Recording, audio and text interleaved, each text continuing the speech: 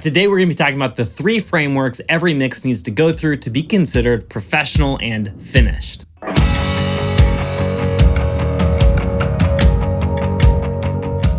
Hi, my name is Tyson. I'm a mastering engineer here at Dinosaur Dog Mastering. And today we're going to be looking at the 3 frameworks every mix should go through before it's considered finished. Before I dive into that though, I want to let you know I have the ultimate mixing checklist available for download. You can get that in the description of this video. The first link should be able to get you to a page where you can download that. With that said, let's talk about the 3 frameworks that every mix needs to go through before it can be considered finished. The first framework is really the sonic balance. And this is the most obvious thing. This is what most people really catch on initially when they're starting to mix, or rather what's wrong with a mix if it's there. This is by far the most important aspect of your mix, is the sonic balance. If you're using any of the following words, you probably have an issue in your sonic balance. Muddy, harsh, blanketed, tinny, boomy, body, boxy, breathy, bright, brilliance, cheap, chesty, crispy, dark, dull, flabby, forwardness, aggressiveness, hard, hollow, honky, muffled, nasally, piercing, round, shrill, steely, thin, thick, tubby, warm, weighty.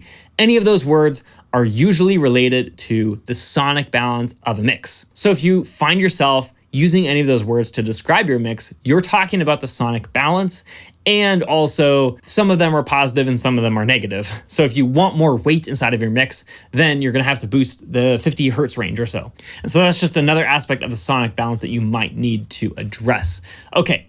Moving on, I think everybody kind of understands the sonic balance. It should be balanced. If you really struggle with this, then always find references and also use frequency analyzers to determine your reference versus your mix, what's likely the difference between the two. So the next framework that we're going to be talking about is the dynamic balance. And the dynamic balance is twofold.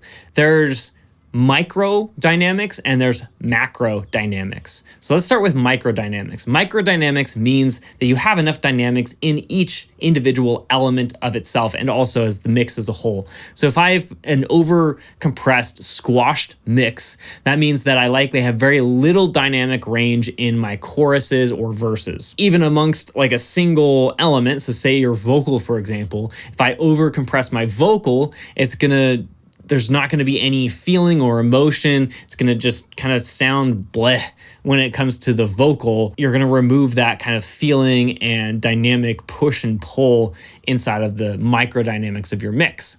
This is also related to the macrodynamics, because the macrodynamics, if anything, more important than the microdynamics in a mix, because that's the movement of different sections. Often I find that mixing engineers tend to downplay the importance of macrodynamics inside of a mix. This really sets your mix up for success though in the mastering stage. So the mastering engineer can actually take your mix and make those big sections really, really big and fantastic sounding, but also not sacrificing those smaller sections that would otherwise might sound bigger than the main section, which is very awkward. So make sure that your macro dynamics are also in line. Just remember to check your micro and also macro dynamics inside of your mix before you consider your mix finished. The third framework that you need to send your mix through is the spatial balance inside of your mix. So this is both width and depth inside of your mix. Oftentimes, especially in a stereo mixing format, we're trying to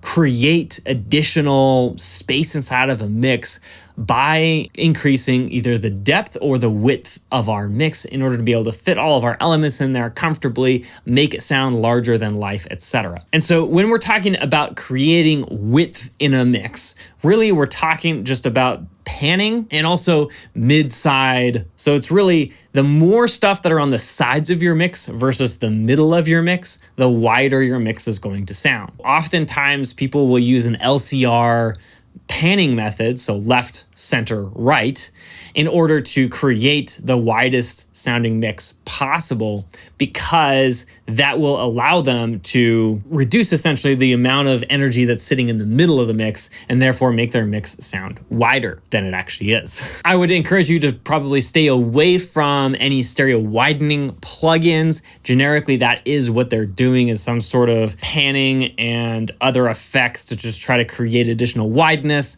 or often create more problems than they solve. So be very careful if you do decide to approach any mix and start using any stereo widening plugins. The other aspect of spatial is the depth inside of your mix, and the depth extremely important. And you have 4 tools. I just released a video on it on how to create additional depth inside of your mix. There are 4 main ways to do that, and that is the reverb, EQ, compression, and volume. Those are all 4 different ways that you can use them in combination or individually to create additional depth inside of a mix. If you want more information, then go back and watch my other video on how to create depth inside of your mix, the 4 tools to do so. With all of that said, just a quick review on the 3 frameworks that every single mix needs to have right before it's considered finished: a sonic balance, a dynamic balance, and a spatial balance.